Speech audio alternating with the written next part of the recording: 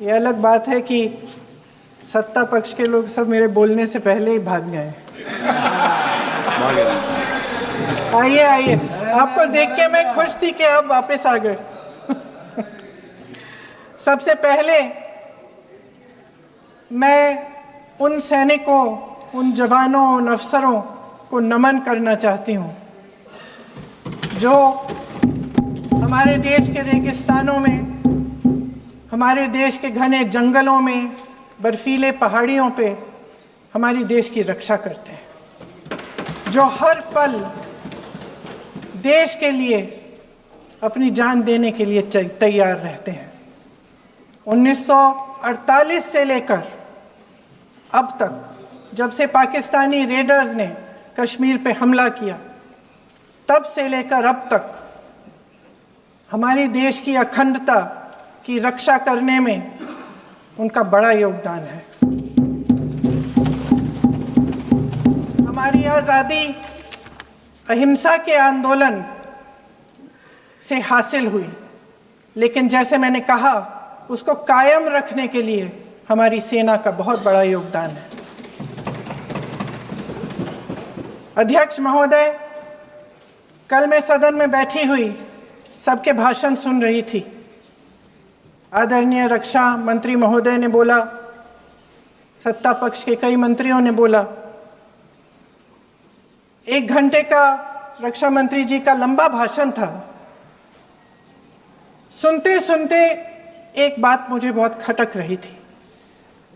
उसके बाद जब दूसरे भाषण भी सुने आपके सत्ता पक्ष के, तब भी ये बात बार बार मेरे मन में आ रही थी कि सारी बातें कर ली, ऑपरेशन सिंदूर की बात कर ली, आतंकवाद की बात कर ली, देश की रक्षा की बात कर ली, इतिहास का पाठ भी पढ़ा दिया, लेकिन एक बात छूट गई। उस दिन 22 अप्रैल 2025 को जब 26 देशवासियों को अपने परिवार के सदस्यों के सामने खुलेआम मारा गया, तो ये हमला कैसे हुआ, क्यों हुआ?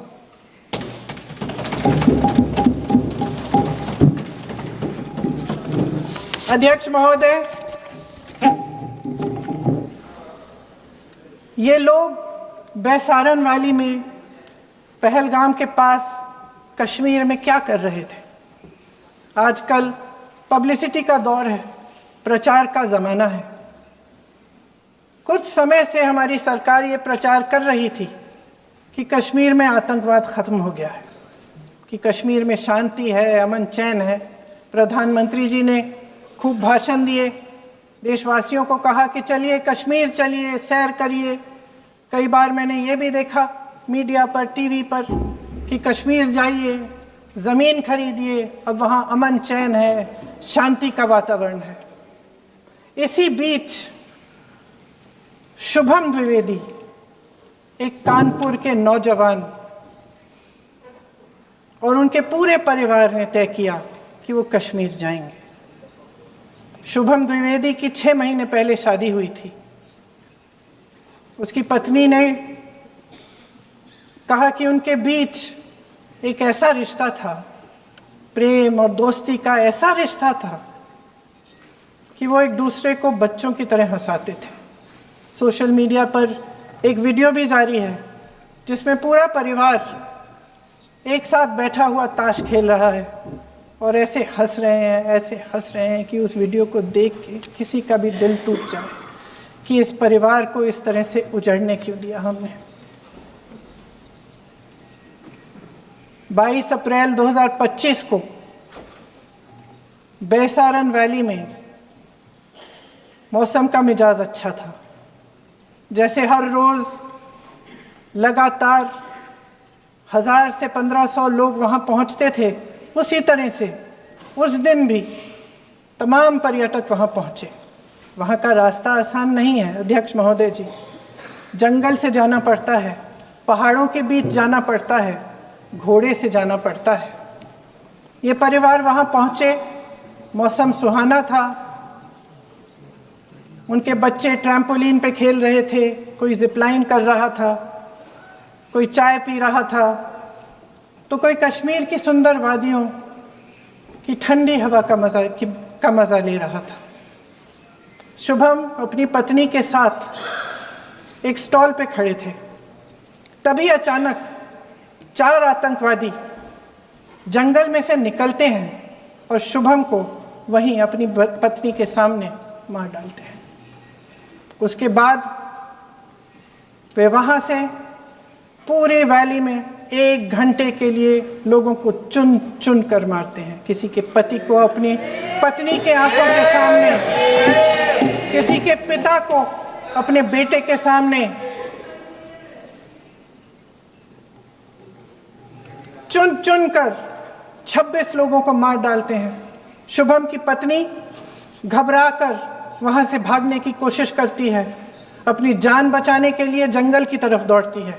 वहां पता चलता है कि तमाम लोग जंगल की तरफ दौड़े हैं और अपनी जान बचाने की कोशिश कर रहे हैं। कोई अपने बेटे का हाथ पकड़ के पहाड़ों पर घसीटता हुआ जा रहा है, कोई कश्मीरी घोड़े वालों और गाइडों की मदद लेते हुए चले जा रहा है।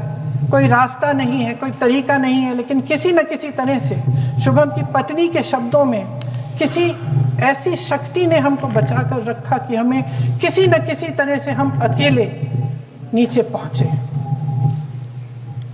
और मैं उनके लफ्ज पढ़ना चाहती हूं,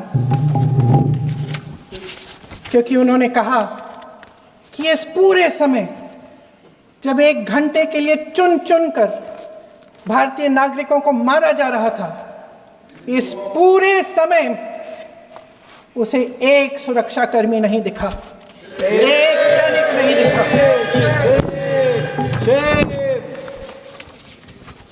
शुभम की पत्नी ने कहा, कोट, मैंने अपनी दुनिया को खत्म होते हुए देखा। अपनी आंखों के सामने एक सिक्योरिटी गार्ड नहीं था। मैं ये कह सकती हूं कि देश ने, सरकार ने हमें वहां पे अनाथ छोड़ दिया था। सिक्योरिटी क्यों नहीं थी वहां? वहां पे एक सैनिक क्यों नहीं दिखा? क्या सरकार को मालूम नहीं था कि यहां रोज 1000 से 1500 पर्यटक जाते हैं? क्या सरकार को मालूम नहीं था कि यहाँ के को पहुंचने के लिए जंगल के रास्ते से जाना पड़ता है? अगर कुछ हो जाएगा तो लोग वहां से निकल नहीं पाएंगे। एक चिकित्सा का इंतजाम नहीं था, फर्स्ट एड का इंतजाम नहीं था, कोई इंतजाम नहीं था, ना सुरक्षा का ना फर्स्ट एड का। इन लोगों को भगवान भरोसे छोड़ दिया गया। ये लोग वहां पे इस सरकार के भरोसे गए और इस सरकार ने उन्हें भगवान भरोसे छोड़ दिया।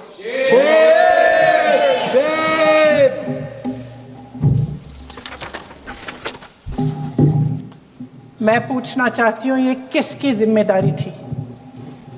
इस देश के नागरिकों की सुरक्षा की जिम्मेदारी किसकी है? क्या इस देश के प्रधानमंत्री की नहीं है? क्या इस देश के गृह मंत्री की नहीं है? क्या इस देश के रक्षा मंत्री की नहीं है? क्या एनएसए की नहीं है? अध्यक्ष महोदय, पहलगाम हमले से सिर्फ 2 हफ्ते पहले हमारे गृह मंत्री महोदय जी कश्मीर गए थे। किस लिए गए थे? जो सुरक्षा की व्यवस्था है इसको देखने के लिए गए थे, इसको रिव्यू करने के लिए गए थे। और उन्होंने वहां कहा कि आतंकवाद पर विजय प्राप्त हुई है। ये 2 हफ्ते पहले है। 3 महीने बाद JNK के गवर्नर साहब एक आम इंटरव्यू में ऐसे ही चलते चलते कह देते हैं कि हाँ, बैसारन वैली में बहुत लापरवाही हुई और इसके लिए मैं जिम्मेदारी लेता हूँ। ऐसे ही चलते चलते, और वो बात होती है, ख़त्म भी वहाँ होती है और वहीं ख़त्म हो जाती है। उनसे जिम्मेदारी ली भी नहीं जाती, कोई सवाल नहीं उठाता, कोई जवाब नहीं देता। अध्यक्ष महोदय, उस हमले की जिम्मेदारी एक आतंकवादी गुट जिसका नाम TRF है, थोड़े दिनों बाद लेती है। कौन है ये टीआरएफ? 2019 में ये गुट बना, 2020 में इसने कश्मीर में आतंकवाद का काम शुरू कर दिया और 2020 अप्रैल 2020 से लेकर 22 अप्रैल 2025 तक इन्होंने 25 आतंकवादी हमले किए। गृह मंत्री महोदय ने जब यूपीए सरकार के समय के आतंकवादी हमले गिने तो लगभग 25 गिनवाए थे अभी अपने भाषण में। इस गुट ने कश्मीर में 25 हमले 2020 और 2025 के अंदर एक पूरी लिस्ट है इन हमलों की। मेरे पास इतना समय नहीं है इसलिए मैं एक एक को नहीं पढ़ना चाहती, लेकिन मैं इतना कहूंगी कि इनमें रियासी का हमला भी था 2024 का, जिसमें 9 लोग मारे गए और 41 लोग घायल हुए। कुल मिलाकर 2020 से लेकर 22 अप्रैल 2025 तक टीआरएफ ने 41 सेना और सुरक्षा कर्मियों की हत्या की, 27 सिविलियन की हत्या की और 54 लोगों को घायल किया था। भारत सरकार ने टीआरएफ को आतंकवादी संगठन का दर्जा कब दिया? 2020 में दिया, 2021 में दिया, 2022 में दिया, 2023 में दिया। 3 साल बाद, 3 सालों के लिए ये आतंकवादी गतिविधियां कर रहे हैं और आप इनको आतंकवादी संगठन तब कहते हैं 2023 में। इसकी क्या वजह थी? ये सब सरकार के संज्ञान में था और आप मुझे बताना चाहते हैं, सत्ता पक्ष के नेता बताना चाहते हैं कि ये सब आपके संज्ञान में था, लेकिन कोई भी एक ऐसी एजेंसी नहीं है हमारी सरकार की जिसको पता चला कि ऐसा हमला, ऐसा भयानक हमला होने जा रहा है हमारे देश में, कि पाकिस्तान में बैठे हुए इस हमले की योजना बन रही है कि हम भारत जाके हैवानियत करेंगे, 26 लोगों को मार डालेंगे और हमें पता ही नहीं है। क्या ये हमारी एजेंसियों की विफलता है कि नहीं है? ये बहुत बड़ी विफलता है, एक बहुत बड़ी विफलता है। जानते थे कि ये गुट है, जानते थे कि 5 सालों से ये आतंकवादी हमले कर रहा है, अध्यापकों को मारा, आर्मी के बड़े बड़े अफसरों को मारा, आम जनता को मार डाला, पुलिस वालों को मार डाला, और आप इन पे निगरानी नहीं रख रहे थे। और ये जो एजेंसियां हैं इनकी जिम्मेदारी कौन लेगा? क्या आईबी चीफ ने अपना इस्तीफा दिया? क्या किसी ने इस्तीफा दिया? गृह मंत्री जी के कार्य क्षेत्र में आता है इंटेलिजेंस ब्यूरो। क्या गृह मंत्री जी ने इस्तीफा दिया? इस्तीफा छोड़िए, जिम्मेदारी ली।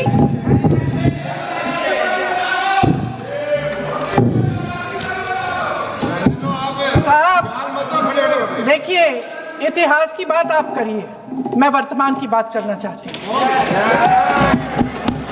आपको तो एक बहाना चाहिए, आपको तो एक बहाना चाहिए। पूरे परिवार का नाम गिनवा देते हैं।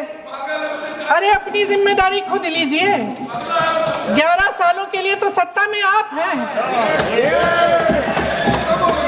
अभी नेहरू को छोड़ नहीं रहा। कल माननीय गौरव गोगोई जी ने अपने भाषण में पूछा गृह मंत्री जी से, क्या आपकी जिम्मेदारी नहीं थी? मैं देख रही थी। राजनाथ जी, रक्षा मंत्री जी यूं यूं अपना सर हिला रहे थे, कुछ बोले नहीं। अंदर से ये महसूस हुआ होगा कि यहाँ कुछ जिम्मेदारी थी, लेकिन माननीय गृह मंत्री महोदय जी हंस रहे थे, वे हंस रहे थे।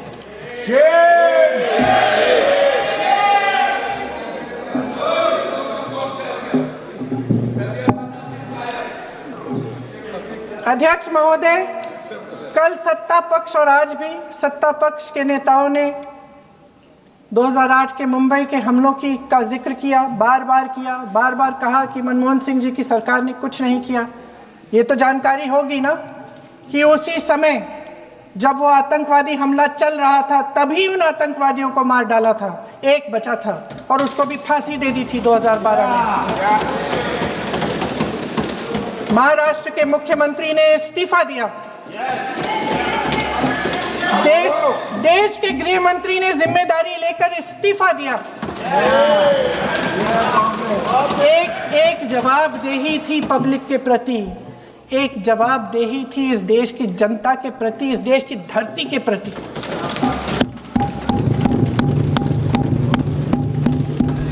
राजनाथ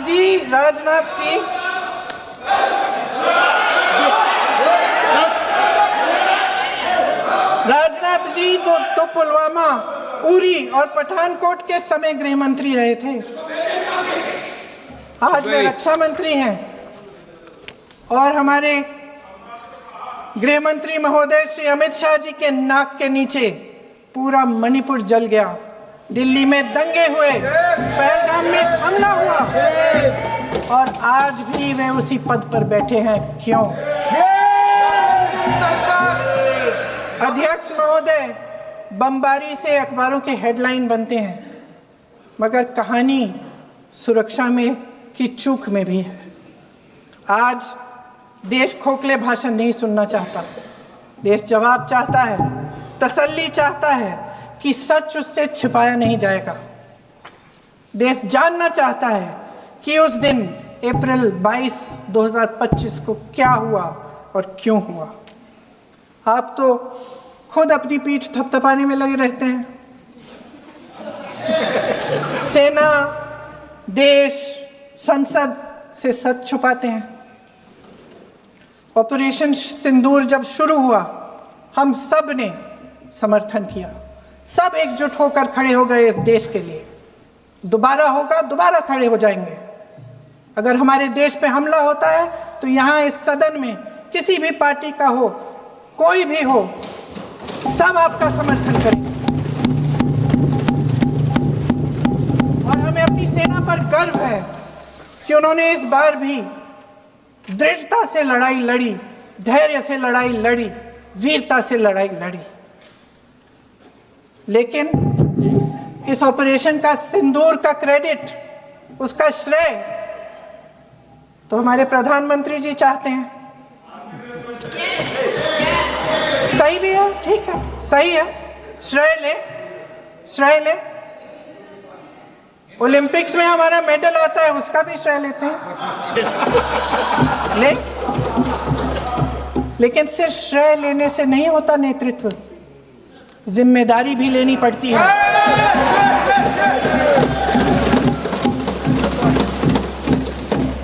देश के इतिहास में ये पहली बार हुआ, देश के इतिहास में ये पहली बार हुआ कि जंग होते होते ही रुक गई है जी। और इस रुकावट का ऐलान हमारी सरकार, हमारी सेना नहीं करती, अमेरिका के प्रेसिडेंट करते हैं, अमेरिका के राष्ट्रपति करते हैं। ये हमारे प्रधानमंत्री महोदय की गैर जिम्मेदारी का सबसे बड़ा प्रतीक है। आज गृह मंत्री जी ने इस बात पर उल्लेख किया। उन्होंने कहा, उनके शब्दों में उन्होंने कहा कि पाकिस्तान के पास शरण में आने के बजाय कोई चारा ही नहीं था। आपने शरण दिया क्यों?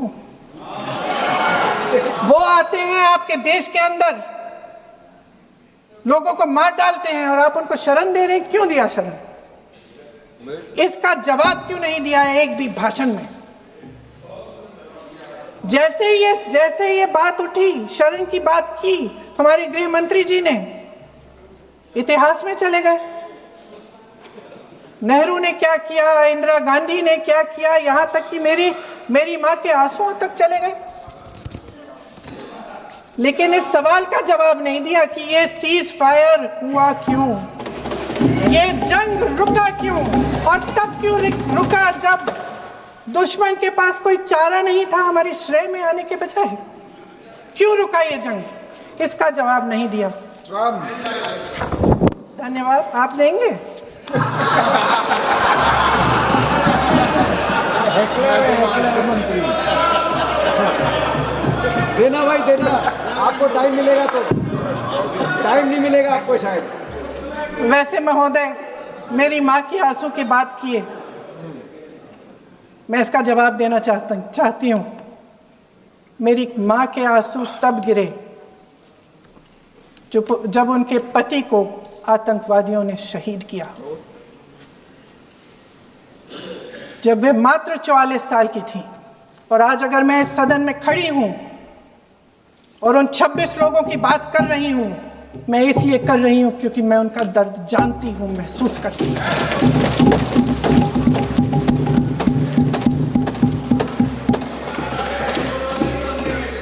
अध्यक्ष महोदय, मैंने कहा कि देश का नेतृत्व सिर्फ उपलब्धियों का श्रेय लेने से मजबूत नहीं होता। सफलता और विफलता दोनों की जिम्मेदारी लेने से बुलंद होता है। ये सोने का ताज नहीं है, कांटों का ताज है। अध्यक्ष महोदय, जब सरकार झूठी और कायर हो तो वे बहादुर से बहादुर सेना के साहस और पराक्रम को भी कमजोर कर देती है। देश को प्रतिशोध के साथ साथ सबके प्राणों की रक्षा का प्रण चाहिए। सेना की शक्ति के साथ सरकार की सच्चाई भी चाहिए। महान देशभक्त शहीद इंदिरा गांधी जी, जिन्होंने सफल कूटनीति के बल पर अमेरिका के राष्ट्रपति निक्सन का मुकाबला करके पाकिस्तान का विभाजन करवाया, बांग्लादेश बनाया, 1 लाख पाकिस्तानी सैनिकों को आत्मसमर्पण करने पर मजबूर किया, उन्होंने कभी इसका श्रेय लेने की कोशिश नहीं की। ऑपरेशन सिंदूर का मकसद अगर पाकिस्तान को सबक सिखाना था तो शायद ये मकसद अभी अधूरा है, क्योंकि हमारी कूटनीति विफल रही है। इसका प्रमाण यही है कि ऑपरेशन सिंदूर के बाद एक पाकिस्तानी जनरल, जिसके हाथ खून से रंगे थे, अमेरिका के राष्ट्रपति के साथ बैठकर लंच खा रहे थे। अगर ऑपरेशन सिंदूर का मकसद आतंकवाद को खत्म करने का था तो पाकिस्तान को संयुक्त राष्ट्र के आतंकवाद विरोधी समिति का अध्यक्ष चुने जाने से इस मकसद को धक्का लगा है। इसकी जिम्मेदारी कौन लेगा? क्या हमारे प्रधानमंत्री लेंगे? क्या उनमें ये हिम्मत है? नहीं है। अगर इस ऑपरेशन के दौरान हमारे जहाजों का नुकसान नहीं हुआ तो सदन में इसे साफ साफ कहने से क्या डर है? क्यों नहीं कहा है? कल भी रक्षा मंत्री जी ने कहा कि हमारे इंफ्रास्ट्रक्चर का नुकसान नहीं हुआ, तो जहाजों के बारे में भी बता दें, साफ साफ बता दें, क्या हर्ज है? सच्चाई तो है। सवालों से बचने के लिए ये सरकार हमेशा प्रयास करती है। इसकी राजनीतिक कायरता बेमिसाल है। देशवासियों के प्रति जवाबदेही का एहसास ही नहीं है। सच्चाई ये है कि इनके दिल में जनता के लिए कोई जगह नहीं है। सब राजनीति है, सब पीआर है, सब प्रचार है, सब पब्लिसिटी है। देश की जनता के लिए आपके हृदय में कुछ नहीं रहा। बहुत समय हो गया है आप इस प्रचार में ही लिप्त हैं, जनता को देख नहीं पा रहे हैं। जी मानिए। जो पहलगाम में हुआ, खत्म करती हूँ, जो पहलगाम में हुआ उससे हर एक देशवासी के दिल पे चोट पहुंची है। हिमांशी नारवाल की गुहार ने हम सबको शर्मिंदा किया है। इसीलिए मैं आज यहाँ खड़े हुए एक आखिरी बात करना चाहती हूँ।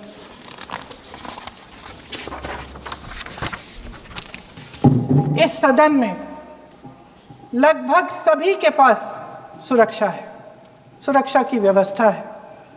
हम जहां भी जाते हैं हमारे साथ सुरक्षा कर्मी आते हैं। आपको भी मिल जाएगी, आप मंत्री बन जाएंगे, आपको भी मिल जाएगी। मैं मजाक की बात नहीं कर रही हूँ, थोड़ा सा धैर्य रखिए। उस दिन पहलगाम में 26 परिवार उजड़ गए। 26 लोगों को अपने परिवार के सदस्य के सामने मारा गया। 26 बेटे, पति, पिता, गुजर गए। उनमें से 25 भारतीय थे। भारतीय थे।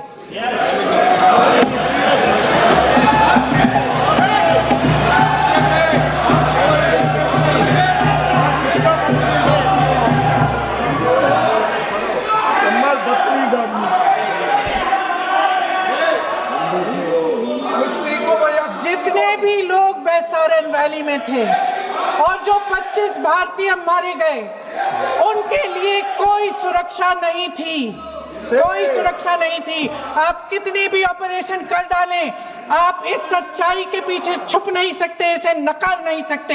आपने उनको सुरक्षित नहीं किया। कोई शर्म नहीं है, कोई शर्म नहीं है, कोई शर्म नहीं है और ना कभी होगी। सुन लीजिए, सुबह भी मैं शिव मंत्र बोल के आई हूं। इनको क्या पता शिव मंत्र क्या है? शिव मंत्र खत्म कर लूं अपना भाषण। शिव मंत्र मैं एक बार उन 25 भारतीयों के मैं एक बार उन 25 भारतीयों के नाम इस सदन में पढ़ना चाहती हूं, ताकि यहां बैठे हर सदस्य को यह एहसास हो कि वे भी हमारी तरह इंसान थे, किसी राजनीतिक बिसात के मोहरे नहीं थे। वे भी इस देश के बेटे थे, वे भी इस देश के शहीद हैं। उनके परिजनों के प्रति हम सब की जवाबदेही बनती है। उन्हें सच्चाई जानने का हक है। समीर गुहा भारतीय, बिट्टन अधिकारी, मनीष रंजन, हेमंत सुहास जोशी, विनय नारवाल, सुशील नथनियल, अतुल श्रीकांत मोने, सैयद आदिल हुसैन शाह, नीरज उद्वानी, एन रामचंद्रन, संजय लक्ष्मण लेले, मानिए प्लीज, दिनेश अग्रवाल, दिलीप दिल से, प्रशांत कुमार सतपति, JS चंद्रमौली। अब आप बोलिए, अब आराम से बोलिए। JS चंद्रमौली, यतीश परमार, S मधुसूदन राव, सदस्य नारेबाजी का सदन नहीं है। शैलेश कलाटिया, ये तरीका ठीक नहीं है आपका। मंजुनाथ राव, कौस्तभ गनबोटे, शुभम द्विवेदी। जय हिंद।